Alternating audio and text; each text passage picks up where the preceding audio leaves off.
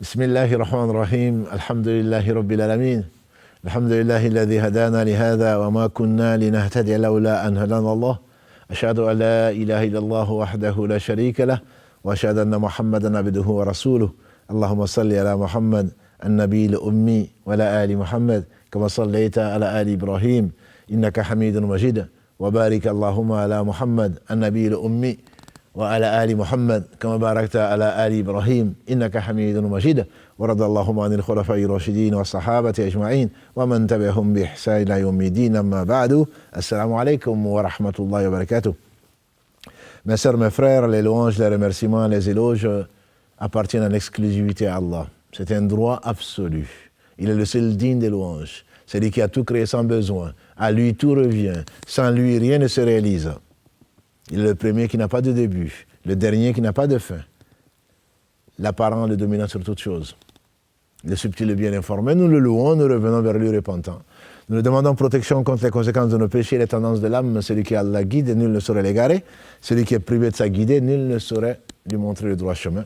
J'atteste donc que cette guidée a été confiée aux différents prophètes que Dieu les bénisse, notamment au sceau de la prophétie Mohammed ibn Abdillah qui nous a tracé le droit chemin qu'Allah subhanahu wa ta'ala lui a montré, qu'Allah bénisse ce prophète, sa famille, ses compagnons, tous les gens qui les ont suivis dans le droit chemin et nous fasse l'honneur d'en faire partie. Il y a donc dans l'islam cette chose qui est importante et dans laquelle le jeûne a une part particulière, c'est l'intention. Omar ibn Khattab, qu'Allah agrée, Abu Hafs, celui qui était dur au shaitan, celui dont le Satan marchait sur le toit de Médine, celui qui, comme a juré le prophète sallallahu alayhi wa sallam, Ya ibn Khattab, au fils d'Al-Khattab, jamais tu n'as pris un chemin si Satan n'a pas changé le chemin. Omar ibn Khattab, le calife, deuxième calife de l'islam, le deuxième meilleur compagnon de Mohammed sallallahu alayhi wa sallam, et il est au paradis, comme l'a dit le prophète sallallahu alayhi wa sallam. Omar ibn Khattab, donc disais-je, a dit que le prophète sallallahu alayhi wa sallam a dit innamal a'malu binniyat wa innama likulli imri'in ma nawa. Faman kana hijratuhu lillahi wa rasul ila Allah wa rasulih fa hijratuhu ila Allah wa rasulih. Al-akhir al-hadith. Omar ibn Khattab, qu'Allah l'agrée, il a dit donc que le prophète sallallahu alayhi wa sallam a dit les actes ne valent que par l'intention qui les anime. Et à chacun selon son intention. Celui qui fait la hijra, l'émigration, pour Allah ou vers Allah et son messager, sa hijra lui sera comptée, son émigration, comme pour faite pour Allah et son messager. Celui qui fait son émigration, qui va vers Médine ou ailleurs, pour une chose de ce bas monde, ou pour épouser une femme, son émigration lui sera comptée comme telle. Hadith connu, authentique, à n'en point douter. Et c'est un hadith qui est fondamental, par lequel les meilleurs d'entre nous, je parle des savants, ont commencé le recueil dont l'imam al-Nawawi, qu'Allah lui fasse miséricorde, ces 40 hadiths qu'il a sélectionnés, dont l'imam al-Bukhari, le référent des hadiths authentiques, a commencé également, et dont que nous devons mettre sous nos yeux, dans nos cœurs, avant de faire une action. Les actes ne valent que par l'intention qui les anime. Et à chacun selon son intention. Ceci est vrai pour les actes du cœur comme pour les actes des membres. Mais les membres n'étant qu'une armée du roi cœur, certainement c'est surtout dans son cœur. L'intention du domaine du cœur ne doit pas être formulée, l'unanimité des savants le dit, sauf dans le pèlerinage et la Umrah, le petit et le grand pèlerinage. Les actes ne valent que par l'intention qui les anime.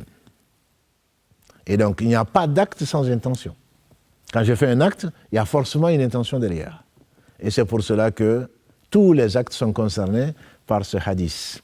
L'imam Ahmad, qu'Allah lui fasse miséricorde, plaçait ce hadith parmi les 3 hadiths les plus importants de la sunna du prophète sallallahu alayhi wa sallam.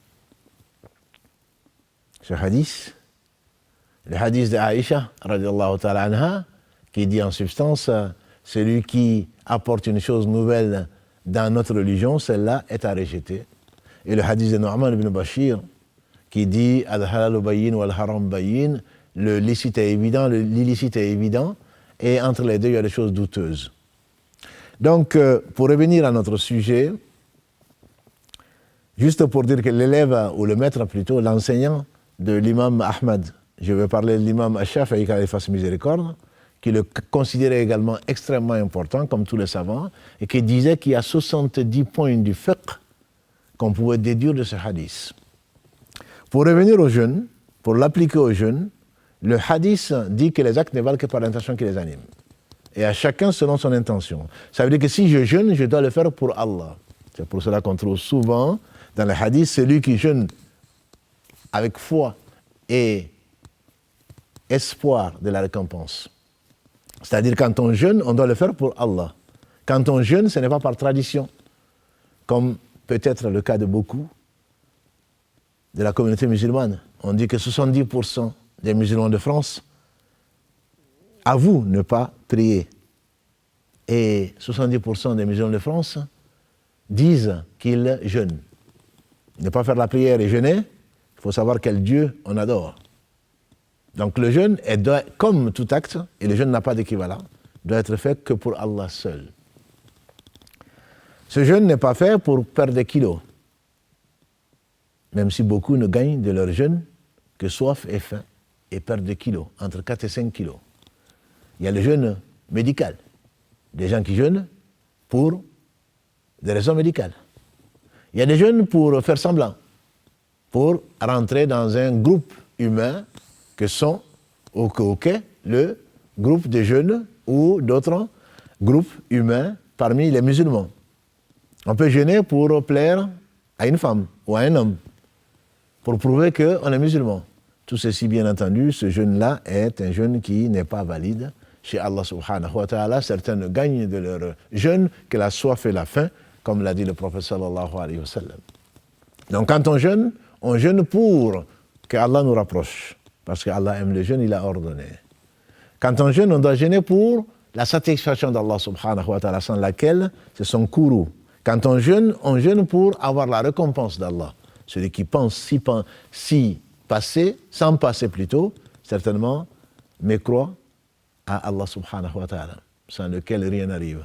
On jeûne pour se mettre une protection contre la colère d'Allah subhanahu wa ta'ala.